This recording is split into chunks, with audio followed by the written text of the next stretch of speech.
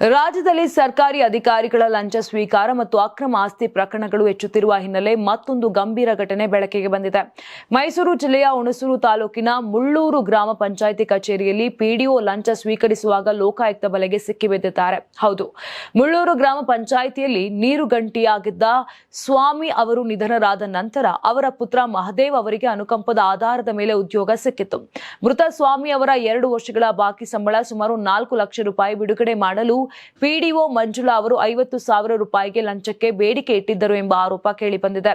ಲಂಚ ನೀಡಲು ನಿರಾಕರಿಸಿದ ಮಹದೇವ್ ಈ ಬಗ್ಗೆ ಲೋಕಾಯುಕ್ತ ಪೊಲೀಸರಿಗೆ ದೂರು ನೀಡಿದ್ದರು. ದೂರಿನ ಮೇರೆಗೆ ಕಾರ್ಯಾಚರಣೆ ನಡೆಸಿದ ಲೋಕಾಯುಕ್ತ ಅಧಿಕಾರಿಗಳು ಕಚೇರಿಯಲ್ಲೇ ಮುಂಗಡವಾಗಿ 25,000 ರೂಪಾಯಿ ಲಂಚ ಸ್ವೀಕರಿಸುತ್ತಿದ್ದ ವೇಳೆ ಮಂಜುಳಾ ಅವರನ್ನ ರೆಡ್ ಹ್ಯಾಂಡ್ ಆಗಿ ಬಂಧಿಸಿದ್ದಾರೆ. ಇನ್ನು ಬಂಧನದ ವೇಳೆ ಕಂಗಾಲಾದ ಮಂಜುಳಾ ಕಚೇರಿಯಲ್ಲೇ ಹರಿತವಾದ ಆಯುಧದಿಂದ ತಮ್ಮ ಕೈಗೆ ಗಾಯ ಮಾಡಿಕೊಂಡು ಆತ್ಮಹತ್ಯೆಗೆ ಯತ್ನಿಸಿದ್ದಾರಂತೆ ನಾಟಕವಾಡಿದ ಘಟನೆ ಕೂಡ ನಡೆದಿದೆ. ಇನ್ನು ಅಧಿಕಾರಿಗಳ ಮುಂದೆ ಐಡ್ರಾಮಾ ಸೃಷ್ಟಿಸಿ ತನಿಖೆಗೆ ಅಡ್ಡಿಪಡಿಸಲು ಪ್ರಯತ್ನಿಸಿದ್ದಾರಂತ ತಿಳಿದು ಬಂದಿದೆ. ಇನ್ನು ಗಾಯಗೊಂಡ ಮಂಜುಳಾ ಅವರನ್ನ ತಕ್ಷಣವೇ ಮೈಸೂರಿನ ಕೆಆರ್ ಆಸ್ಪತ್ರೆಗೆ ದಾಖಲಿಸಿ ಚಿಕಿತ್ಸೆ ನೀಡಲಾಗಿದೆ. ಸದ್ಯ ಅವರ ಆರೋಗ್ಯ ಸ್ಥಿತಿ ಸ್ಥಿರವಾಗಿದ್ದು ಚಿಕಿತ್ಸೆಯ ಬಳಿಕ ಲೋಕಾಯುಕ್ತ ಪೊಲೀಸರು ಮುಂದಿನ ವಿಚಾರಣೆ ಕೈಗೊಳ್ಳಲಿದ್ದಾರೆ. ಈ ಘಟನೆ ರಾಜ್ಯದಲ್ಲಿ ಲಂಚಕೋರ ಅಧಿಕಾರಿಗಳ ವಿರುದ್ಧ ನಡೆಯುತ್ತಿರುವ ಕ್ರಮಗಳಿಗೆ ಮತ್ತೊಂದು ಉದಾಹರಣೆಯಾಗಿದ್ದು ಸಾರ್ವಜನಿಕ ವಲಯದಲ್ಲಿ ಚರ್ಚೆಗೆ ಗ್ರಾಸವಾಗಿದೆ.